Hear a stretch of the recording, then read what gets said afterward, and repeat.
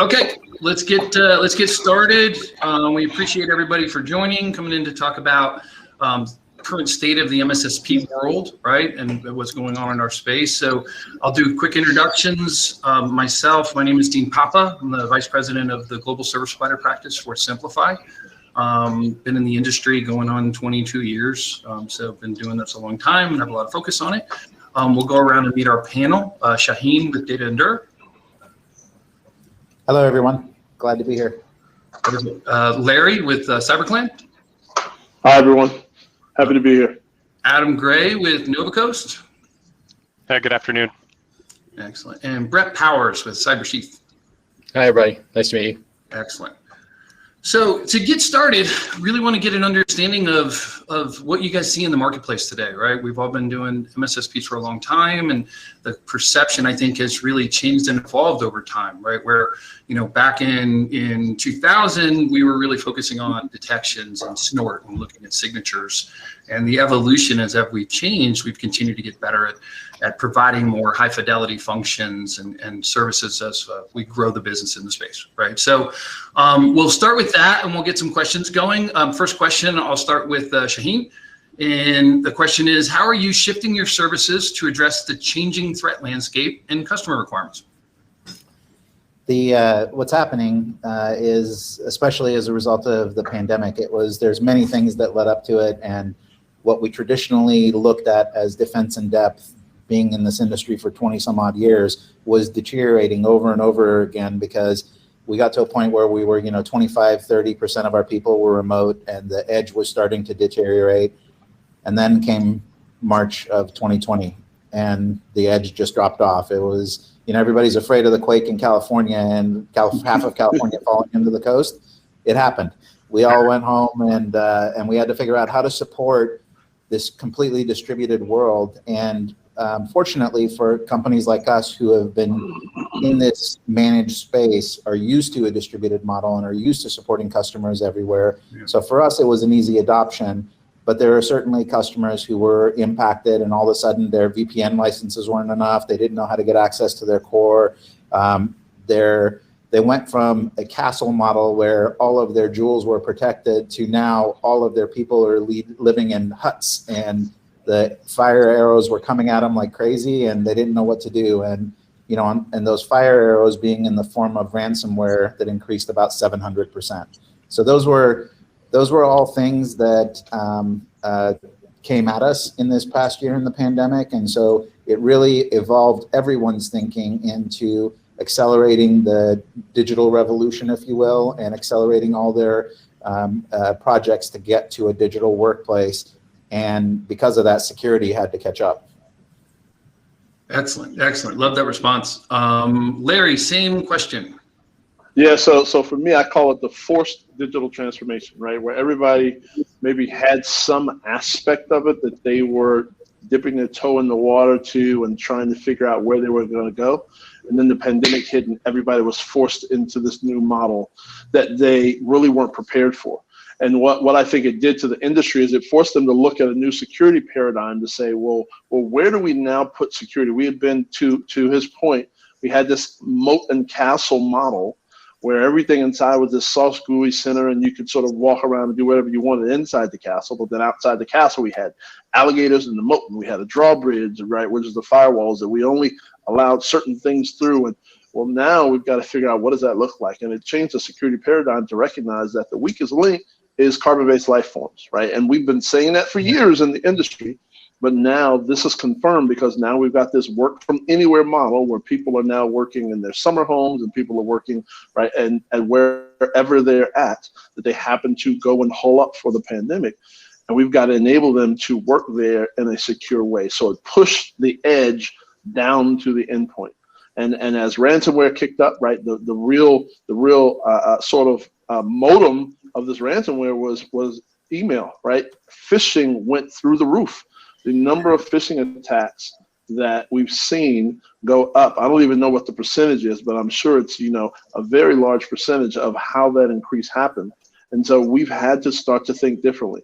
And for the SMB space, because this is not their area of expertise, right, security, we've had to ramp up our consulting, ramp up our advisement, right, to help them understand what they now need to do, because they were just barely operating in the castle and moat model. They knew firewalls because they had a network guy, right? They knew that component of infrastructure. But now when you start talking about pushing the security paradigm down to the endpoint, they have no idea what to do there because it wasn't an area that they were doing well. And so now they've got to figure out, what does patch management look like? Oh wait, I've got to patch devices that aren't going to connect and sit here. And it just created this whole world that we realized we had to create some services to help enable them to be better, right? Whether it's virtual CISO services, whether it's different advisement type services, just to give them some ability to have expertise at their beck and call to help them be better today than they were yesterday.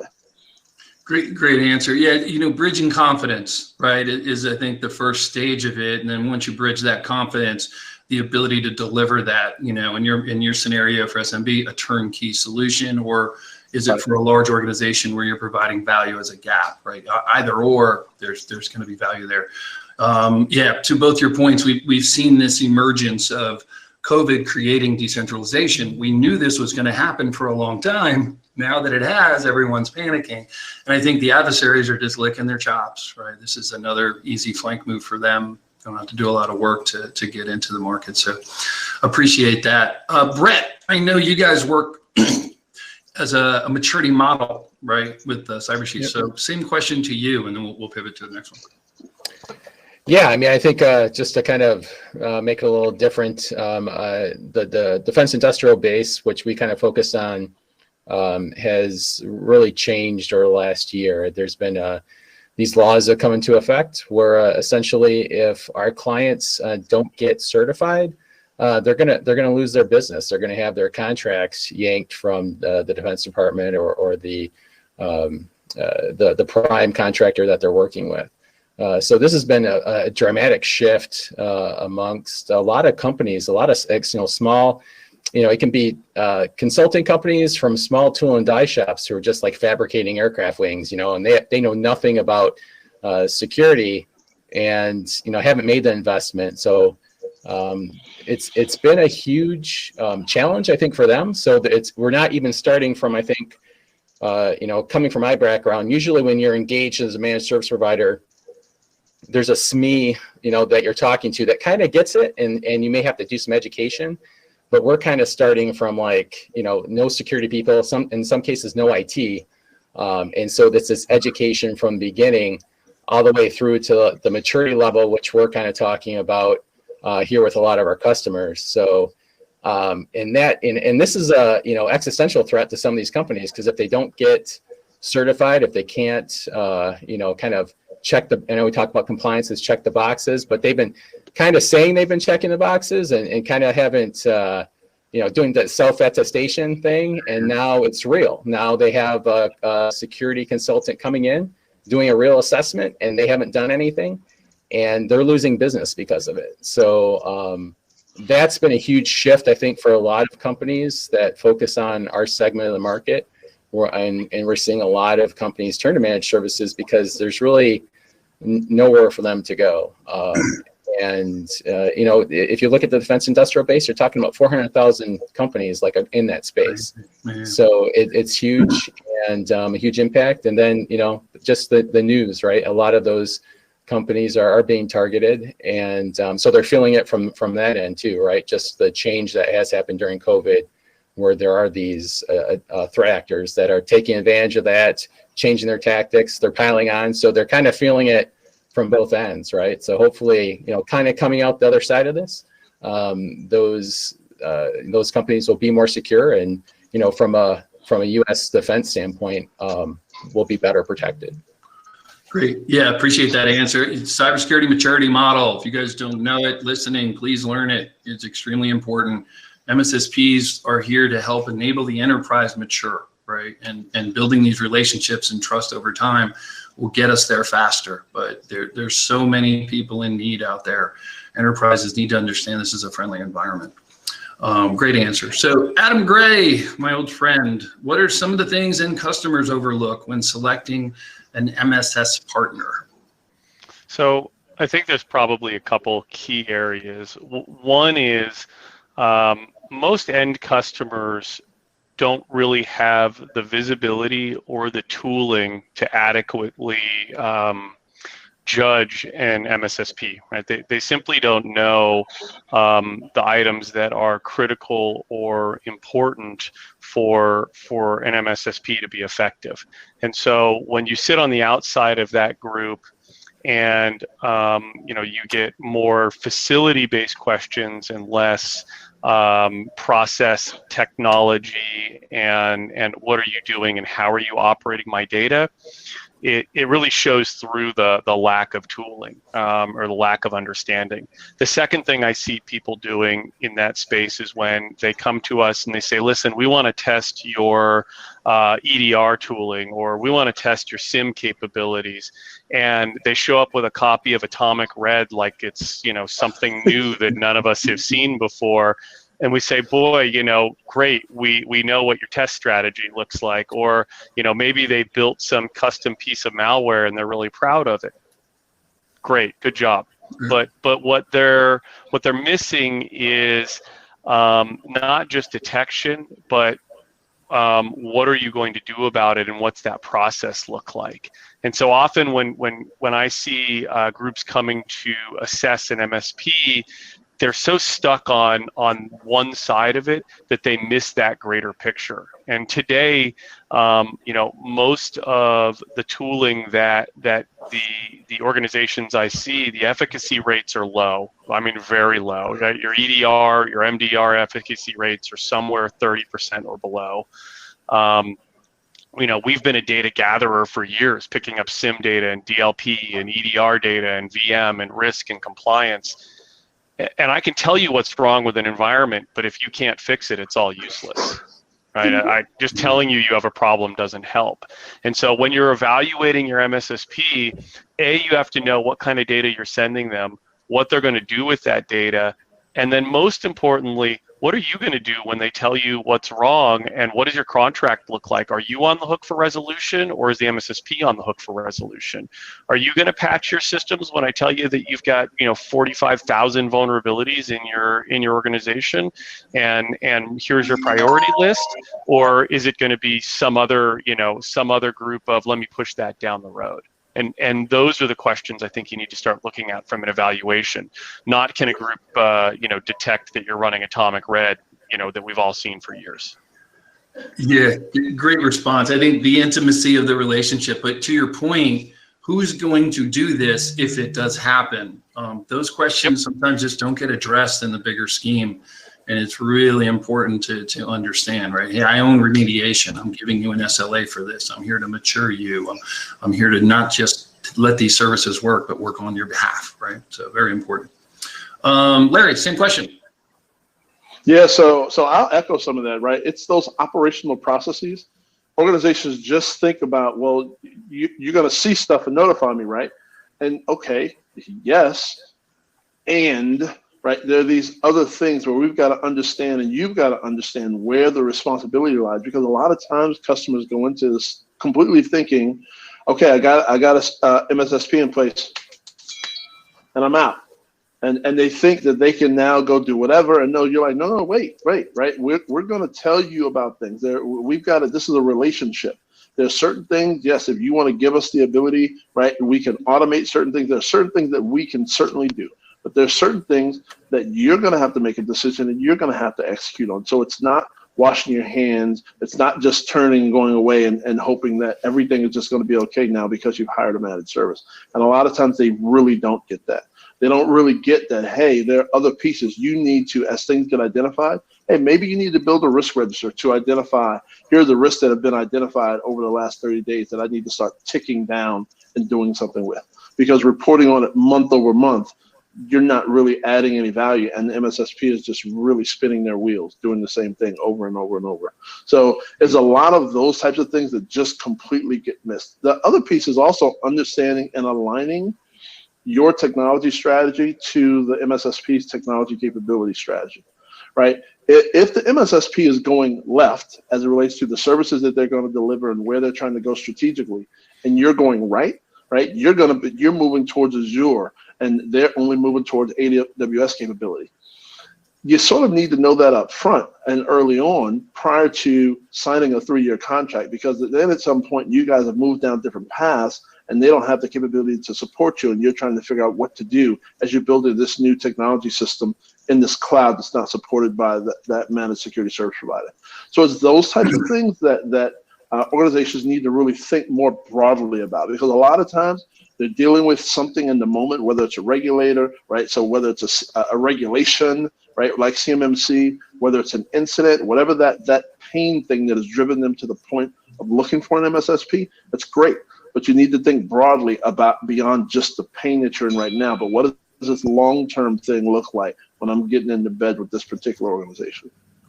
Yeah, excellent perspective there. Symbiotic communication, right, is key, but understanding the vision the MSSP has and where you're going with that and making sure that aligns is a very, very logical response there. I think for you to be able to do what you want to do and execute, you need the customer to be able to comply, right? So if you keep letting them know you have something in your environment, you need to mitigate it, or you need to block this or tackle this rule, you need that action, right, in order to execute on it, or it becomes a very unhappy customer very quickly. Totally agree there. We've also seen, where you take over a customer's environment and the people there working aren't exactly excited you're there. You're replacing them, or it's never the case in real world, but you have to work through those perceptions, right, as we go through the process. Perfect. Okay, next question. COVID accelerated the demand for MSS. We're seeing a significant increase in MSSPs coming into the market, right? COVID helped accelerate that, just as it did from a decentralized environment. What are you doing in the competitive landscape to address that? Shaheen. I'm gonna kind of stray a little bit from the standard answer here. I think that the challenge is that you're 100% right. There has been an influx of MSSPs that have come into the market, but the challenge is that a lot of MSSPs are MSPs that decided security is really cool and we need to do something about this. And the issue is they don't have a security backbone. They've really got an infrastructure backbone. And as a result, they're, for lack of better terms, they don't have the wherewithal to be able to build a full security program for a company and be able to respond to the points that Larry made earlier, which is compliance. We have a completely compliance-led approach to security, because most companies, if you think of, no offense to Optiv, but if you think of Optiv, they come in, open the trench coat and say, what security tool do you want? And the reality is that doesn't help the customer, because they don't know. They're in a situation where they have to get things done and they're not sure what tool of the 3,000 security manufacturers is going to solve their problem. So taking a compliance-led approach is how we've solved this. We started that about 5 years ago.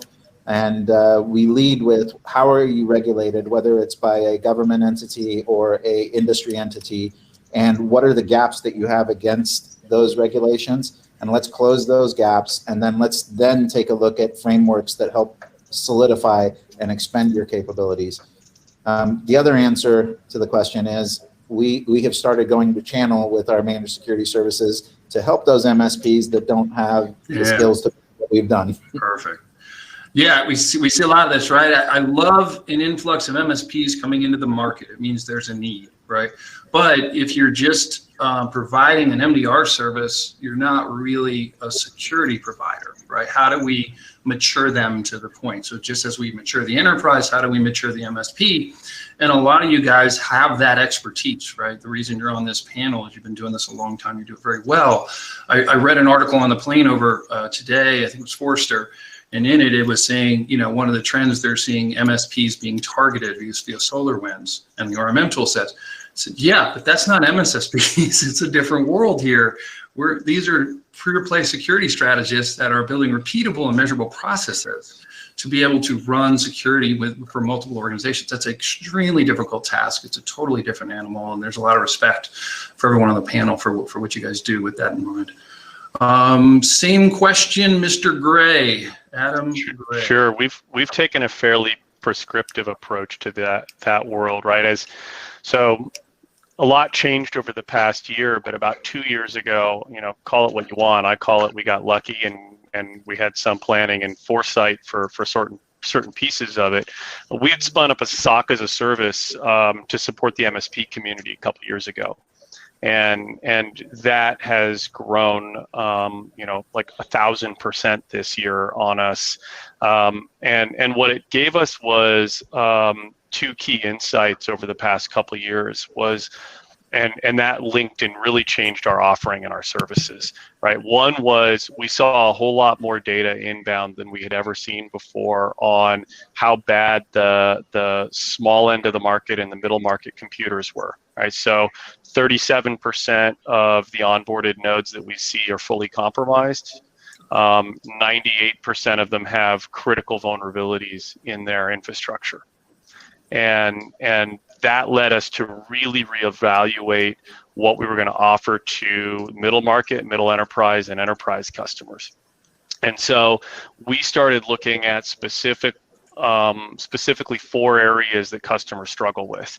Vulnerability management and patching was first and foremost in that list. People struggle with it. They're not good at it. They don't know what they're doing in it. The short answer is if your vulnerability data is not directly linked to your patching data, and you're failing. You're just simply failing, because by the time that data is there, it's too old to be useful. And if it's not 100% accurate, then you have problems in what you're patching and how you're doing it. So we rolled a specific service out around vuln data and patching. The second area people were failing with was threat hunting. Everyone's got an EDR tool, but they're not very good at hiring or finding threat hunting people. Physically going in and running IOC hunts and looking for problems in environments. That tends to affect middle market and larger groups, but you got to be able to consolidate the data set into one place to do it. And then we really started to look at phishing, not from a mail perspective, but from an after the fact perspective. Pulling the URL cache of what the poor end user actually clicked on is really the only way to tell if they've been phished. And so we started going after that within our services. And then, that really led us to better tooling and better oversight, more automation and more management. But what we did during the pandemic was we learned from our SOC as a service, and then we used that learning to go affect 2 or 3 services that we thought would be very prescriptive and fix a lot of issues. Yeah, good response there. I'm familiar with what you do, obviously. I think the 101 stuff we all forget, right? But it's the most important piece of the pie, right? Discovering assets, understanding vulnerabilities related to those assets, and patching them, right? It's one reason. But people start right away. Let's get this, MDR service going, and I'm going to go try to find everything. No. If you look at like SANS and the CIS stuff, there's a reason they call it continuous vulnerability management. It's not once a month vulnerability management. Like, it's called continuous for a reason. And software asset being number 2 on the list, there's a big reason on why that stuff's number 2 and not number 8 is where malware defenses land. Like, there's a huge reason for that stuff. Because you can't do anything else if you don't know what you have, right? Like, exactly. It's insane to me that we are 30 plus years in to the technology as we know it, and we still don't do those basic IT 101 hygiene things well, if at all. Right, asset management, and asset management is changing, right, as we move more into the cloud, right? So there are tons of new asset management companies coming out that also show you the assets that are connecting into your cloud environments. Like, it is insane that we're still not doing some of these basic, just block and tackle. Like, can you think about football if blocking and tackling still wasn't done at all? Like, if that just didn't happen, nobody blocked and nobody tackled. Like, it wouldn't still be a sport. I wouldn't have gone to college, I can tell you that. It would have been different. I wouldn't be all these surgeries I have either. So there's pro and con to your analogy. A good friend of mine just started a company, Lucidum, and they do agentless asset discovery, finding unknown unknowns. And it's unbelievable the need for that. And how do you, get that into the hands of people that need it? right? Yep. It's the difficult process that we all relate to on a continuous basis. It's how do I help mature these organizations with that process flow that we're looking at? But by doing that through a process, you're able to accelerate their maturity, right? And get them there. But that's that trust you build as you go through that journey. NIST has identified first for a reason. Yeah, right. It's a simple one. Shaheen? So it's interesting because all the things we're bringing up, the stuff Adam brought up and Larry brought up and you're bringing up now, this is exactly the point I was making when I said there's a lot of MSSPs out there right now that don't have the tool set. It's not a SOC or a SOC as a service if you either just get a EDR tool and add management to it and call yourself MDR, or if you get a SIM and 4 people and call yourself a SOC. All of the things you talked about. So for example, in our SOC offering, we do continuous vulnerability management and then we integrate and correlate that data along with the MITRE attack matrix. Yep. That twice. Because you have to identify, is there a targeted attack or TTPs being used that are targeting a vulnerable system in order to elevate the alert level? And seems like a simple thing. To your point, people aren't doing basic hygiene. It's one thing to patch. It's another thing to know that a weak system is being targeted. The other is asset discovery is probably one of the weakest links in most SOCs out there because everybody uses Nmap to do asset discovery. Mm-hmm. If I'm a good hacker, I'm going to see that Nmap is on a schedule and I will turn off all of my stuff, all my ports during that time frame. And so you won't see me, and then I'll come back up and I'll start working again. Most hackers are in an environment for 6 months before they're discovered. That's a lot of time that they don't get discovered. And that window of time has only gotten bigger, not smaller. And Gartner's been calling that out for years, right? And it's frustrating. But to your point, the adversaries have all the poker chips, right? To Larry's point earlier, they know what offense you're going to run and every play you're going to call before you do it, and they're making every move to make sure they navigate around it. Navigating the flank, right? Your point is exactly that. If I know what you're doing, I am now knowing how to navigate around it. Larry's power went out. That's what the cue was there. He's in Tampa, lightning capital of the world. Brett, same question to you now that we have more time here.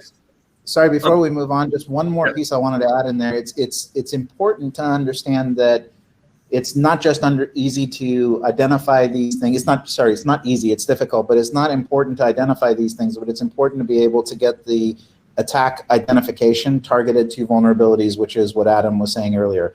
And that's the rogue device. You have to have NTA, you have to have UEBA, you have to have vulnerability assessment.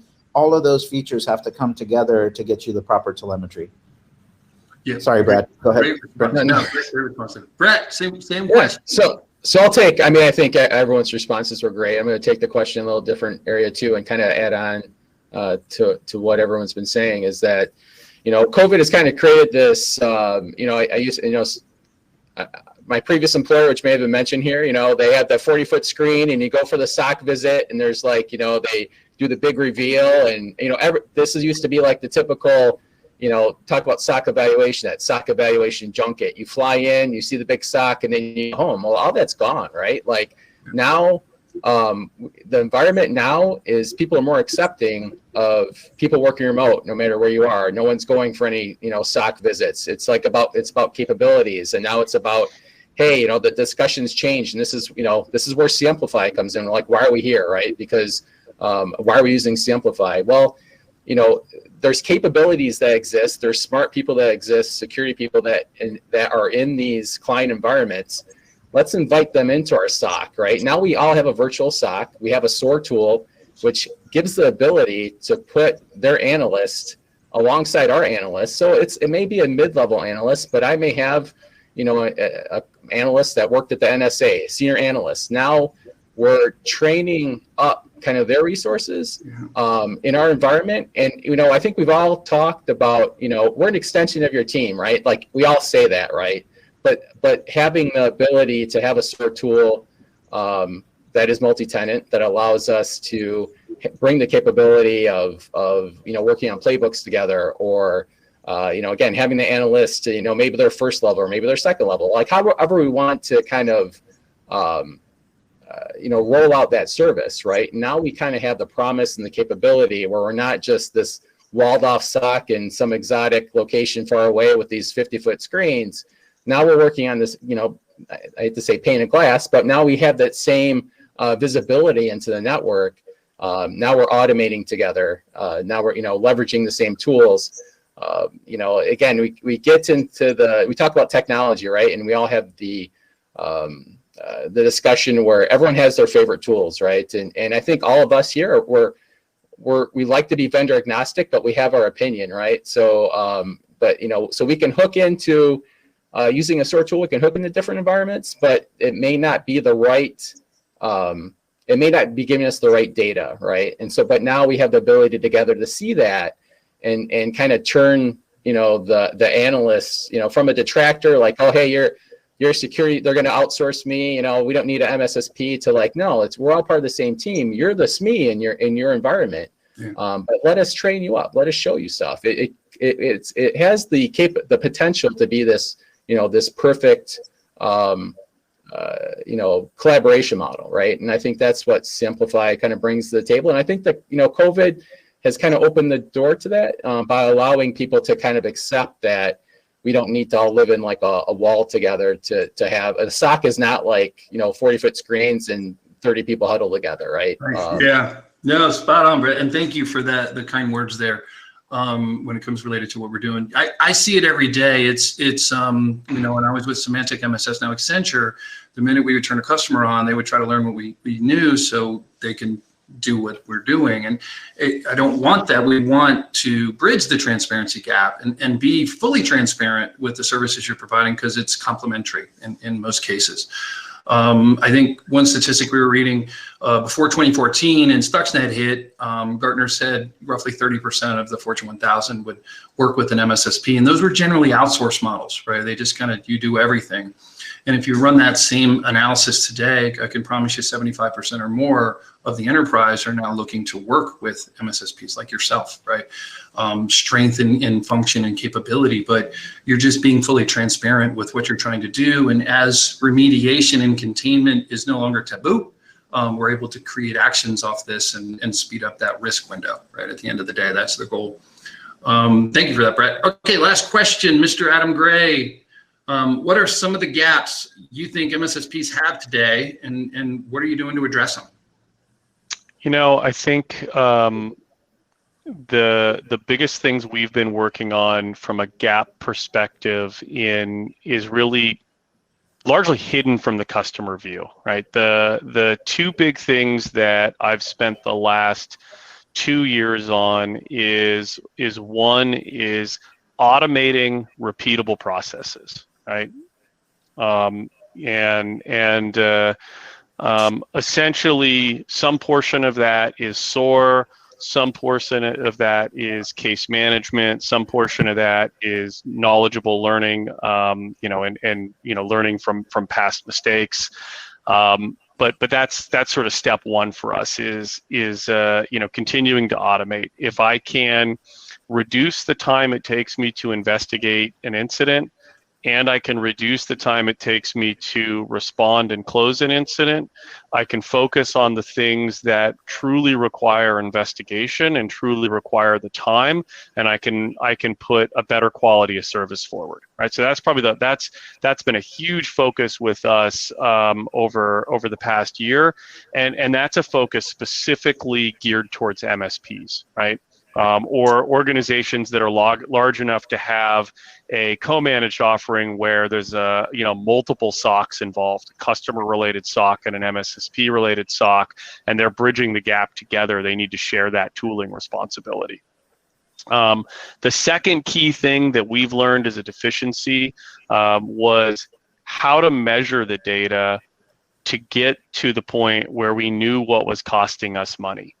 And for us, that was a combination of implementing technology that allowed us to measure end to end when an incident was created, how long did it take to resolve, how long did it take us to find it, and how long did it take us to get to a point where we knew what the total cost of it was, and whether it was repeatable or not. Did it continue to come back?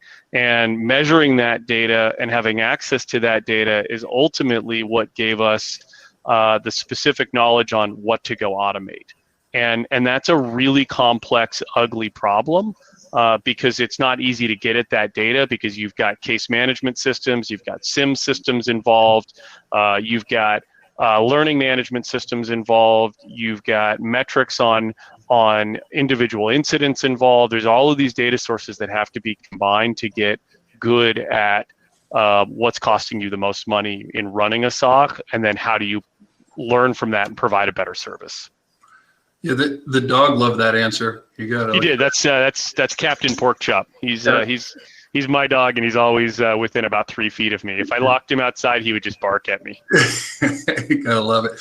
Great answer. I think what I pulled from that is it's about your IP, right? It's about your intellectual kind of property of how you approach processes, and those processes bring value, right, to the end customer. Yeah. And they got to be linked to the customer with the customer. They can't be done in a vacuum. So like the SOC tooling that we run, we give access to it for our customers that run SOCs as well, so that they can see the effectiveness of their own analysts and our analysts and say, who's your best, who's your worst, where do I have to apply training, things of that nature as well. Yep, it's a journey, right? We're not a race to get to. It's the get to is the beginning. And it's the relationship you build out as you mature them along the path. So great response. Shaheen, same question. Sorry, I had to unmute. I agree with everything that Adam said. That I'm gonna go again to a slightly different direction. I think that one of the gaps that a lot of MSSPs have is that they are more in a identify and investigate and escalate model as opposed to being, so that ends up becoming reactive. If you think about most SOC tooling, it's collecting logs, it's collecting telemetry, and collecting, if you're doing NTA, you're collecting real-time telemetry as well, not just reactive telemetry. But in any effect, in all of those scenarios, you're reacting to something that happened already, not preventing something from happening. And so where there's MSSPs that have proactive services to help close gaps and do assessments and controls, those are the areas I think that are value-added services on top of the traditional SOC as a service or MDR services.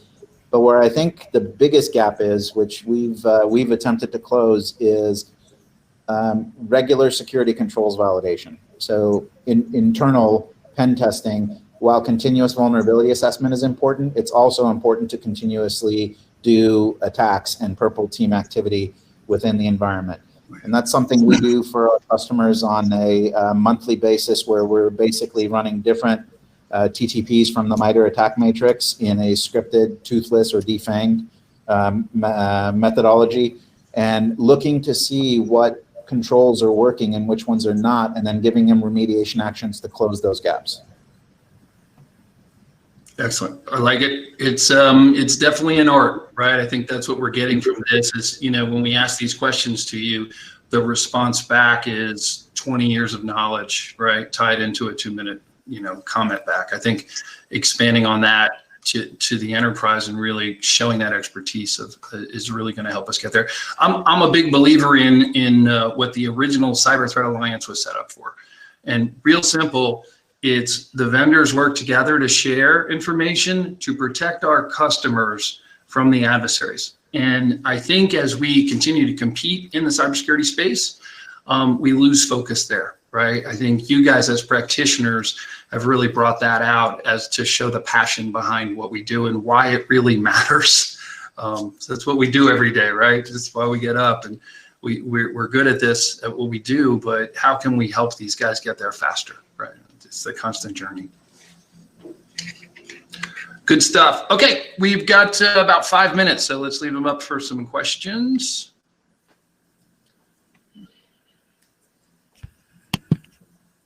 Let's see. Well, can't really read the questions because I'm 50 years old now. Looks like these are just chat things on the messages. Yeah, there's a question section. Here's one. Go ahead, Adam. You want to read? Yeah, there was one on what is stopping us from doing the hygiene items well. I threw an answer up above, but typically my view is there's a few things. One is when vulnerability data and patch data is controlled by two different groups, it tends to be a disaster. It just doesn't work. And then two, not linking the data together, where vulnerability data and patch data is not tied together in the same set of tooling, tends to lead to a disaster. And then there's the fear problem, fear of downtime, fear of breaking something. I can't bring this service down. I can't patch this because I'm not sure what will happen. And quite honestly, these days, your cost to cleanup is going to outweigh your downtime or running a proper program with good hygiene. Like there's just no excuse anymore, right? If you've got a delta of more than one version of a copy of Adobe Reader, you've got problems. Like it's going to be a disaster. Yeah, good point to that, and great question, Sophicio. Thanks for firing that over. Totally agree. Right, I think the hygiene in itself, as the tools evolve and we get more mature with the technology, how we're using that to provide these hygiene checks is very valuable to the key. Excellent. Okay, well, I think we are about done here. We've got about 2 minutes left to spare. So closing remarks real quick, Brett. Yeah, I mean, like I said earlier, I think that the reason why we're here, the collaboration and automation, I think as some of the other speakers touched on, I think that's really the key, and I think that's kind of where I think things are headed, and that's where I think we should focus. Excellent. Shaheen, what do you got for us? Final words. It's all about time. It's all about taking the time away from the bad actors and putting it on the side of our customers. I say this on a daily basis. I don't think anyone agreed or learned, but I learn something from you every day, my friend. I appreciate that. Adam Gray. Oh yeah, just thanks for having me. Always good to get a chance to see your smiling face and get a good opportunity to spend some time with this crowd. Excellent. I love it. I appreciate everybody. I have nothing but respect for you. Hope the world sees that, and let's kind of keep driving this forward and do what we do, right? Do it well. So thanks everybody for your time. I appreciate it. Thank Thanks, you. everyone. All right, Bye-bye. guys. Thank you.